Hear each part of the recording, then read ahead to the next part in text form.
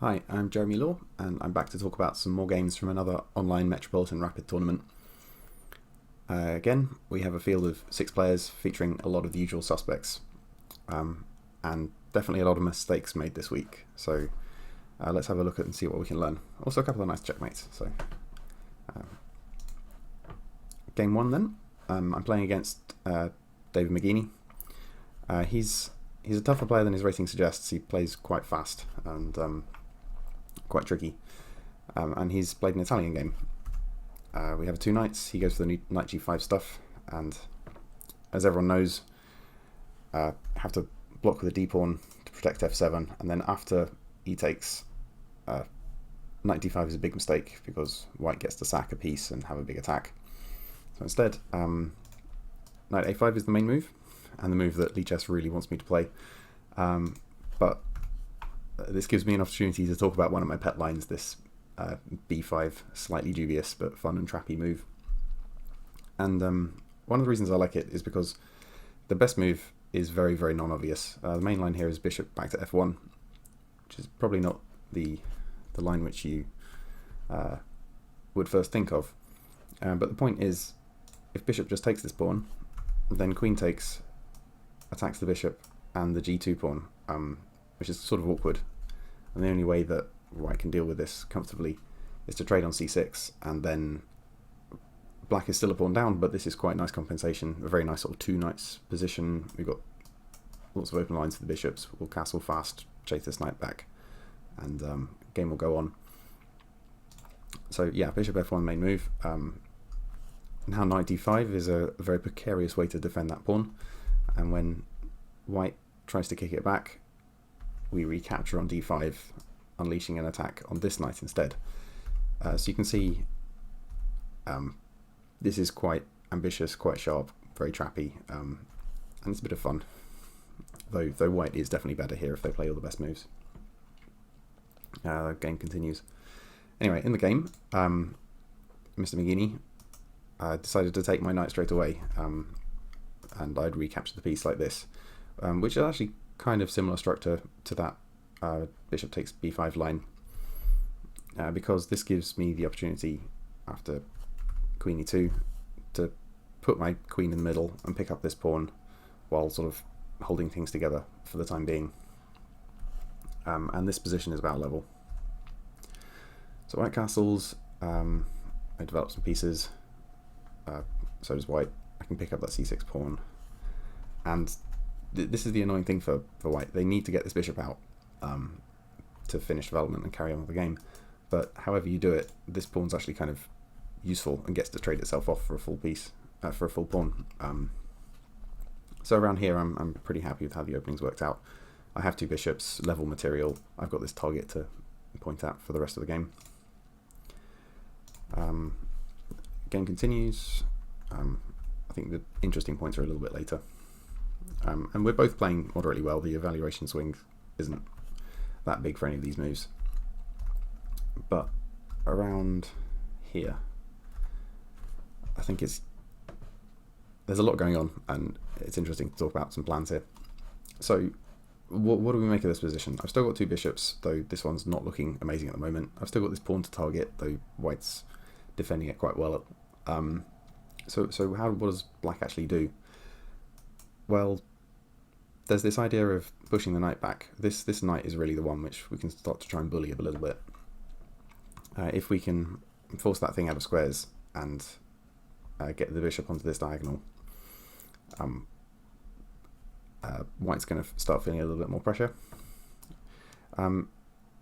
In compensation, white does have some ideas of their own. This diagonal is a little bit weak.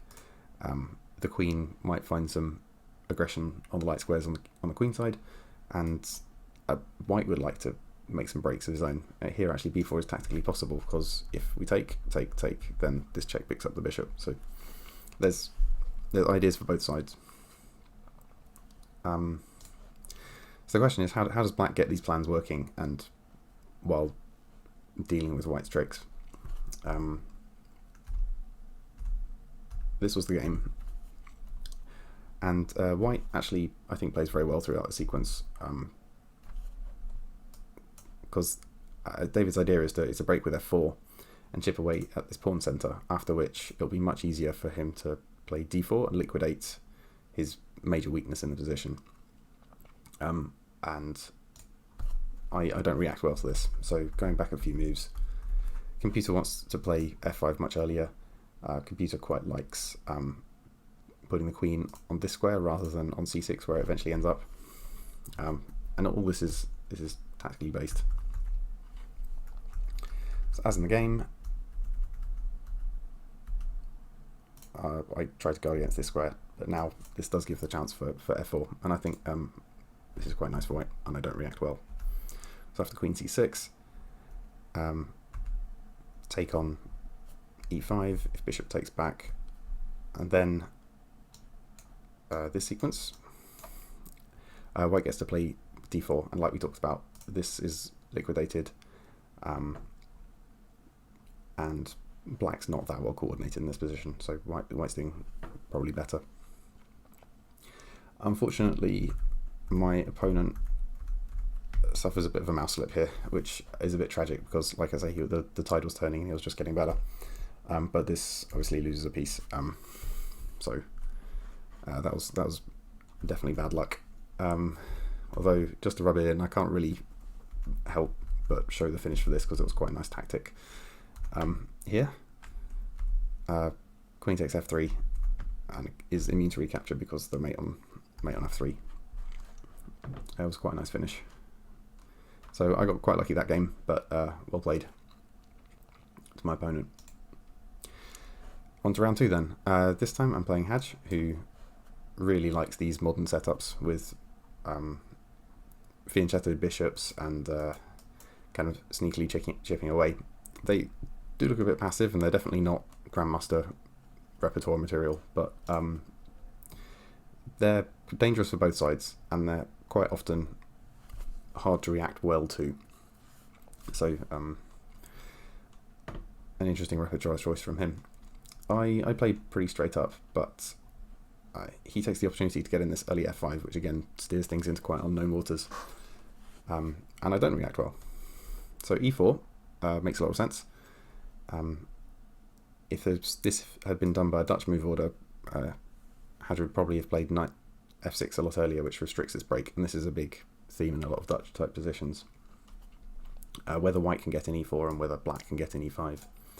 So I think, great, I'll do this, and I get very overconfident about my position.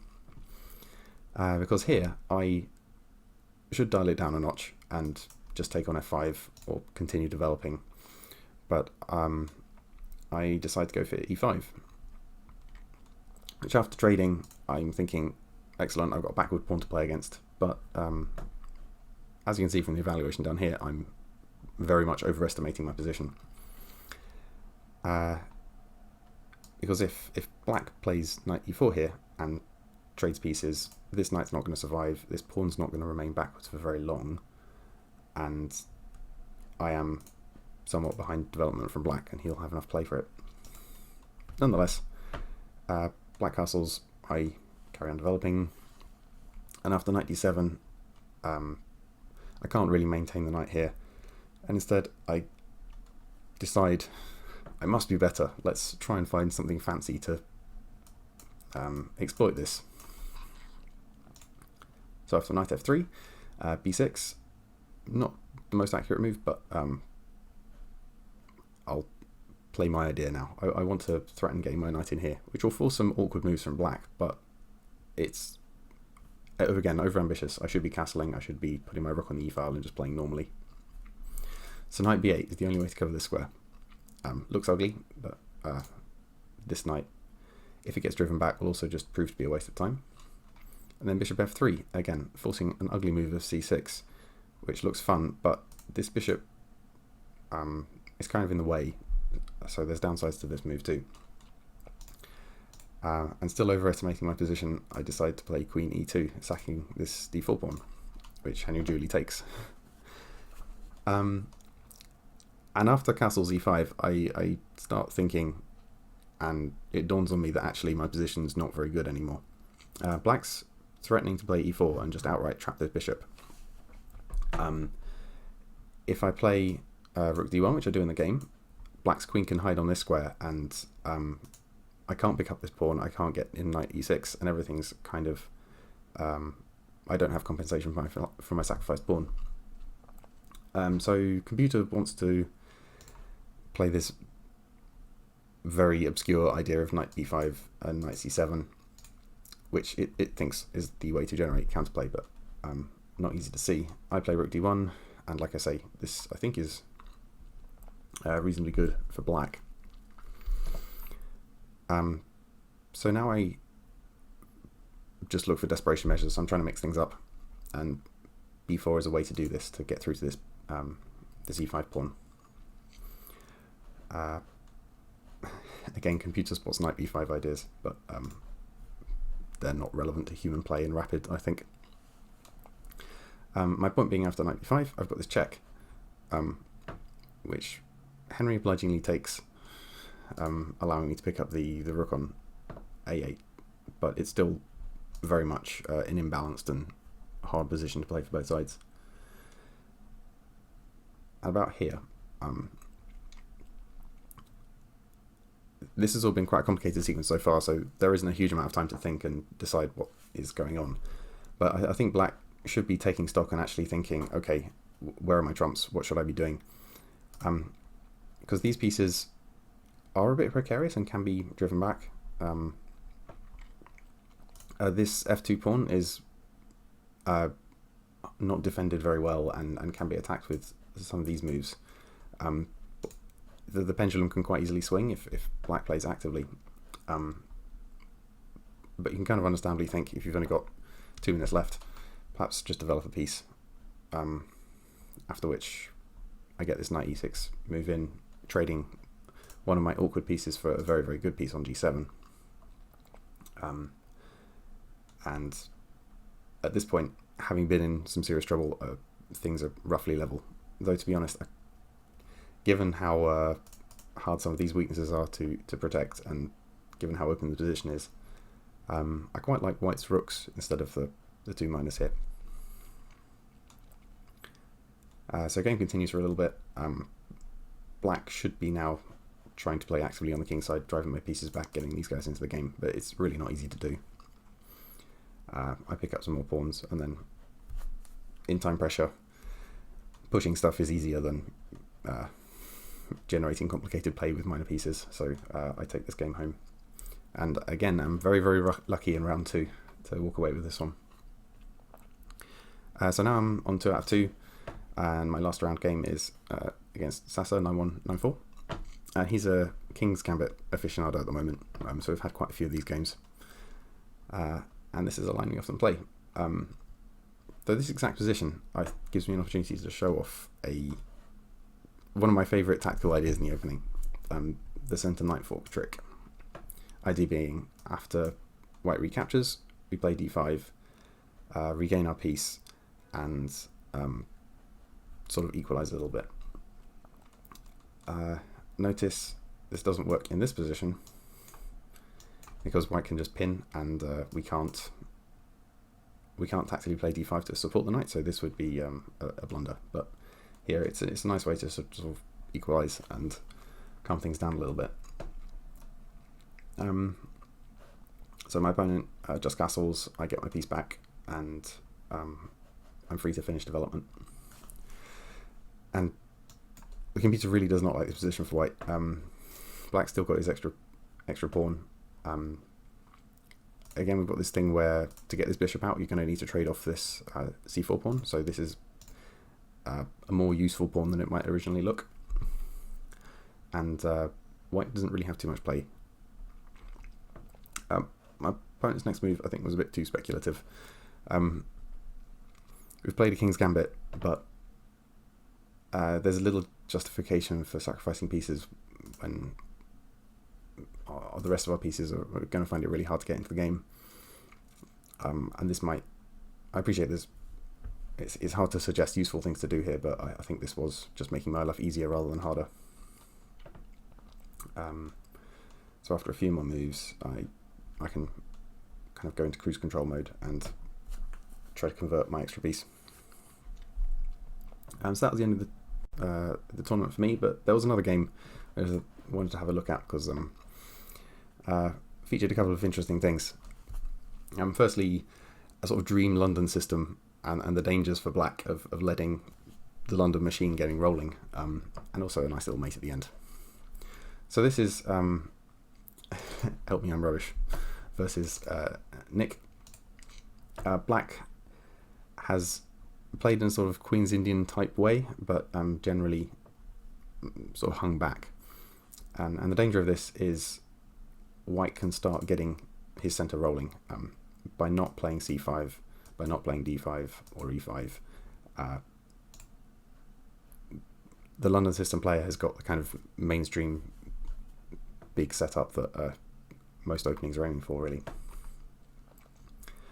Even though they started in a slightly reserved way with the pawn triangle on c3, d4, and e3.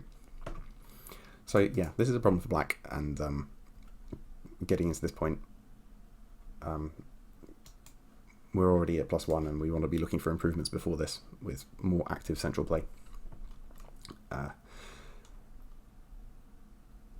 And now e5 sort of cements this, and we get into a pawn structure which looks fairly similar to a French defence, where all of black's pieces are stuck over in the queen side. This is a very awkward knight, so kind of dream French defence for white. And this knight's actually trapped completely now. Let's skipping ahead to the fun bit. Steve found a very nice way to finish off this kind of monstrous attack he's got. Look at all these pieces aiming at the king side. Knight into g6, king is forced to h7. And now to finish things off, we have a very, very justified piece sack here. Given how much firepower there is at the king, it's hardly surprising that this is winning. And now smothered mate in 3. Check. Sacrifice the queen. Black knight has to take, and knight g6 to finish. So that was a nice mate in the end. Round up of tournament 32. I think I got very lucky. Some instructive mistakes from both sides in a lot of the games, and thanks to everyone who played and to Peter for orchestrating it. So thanks for watching.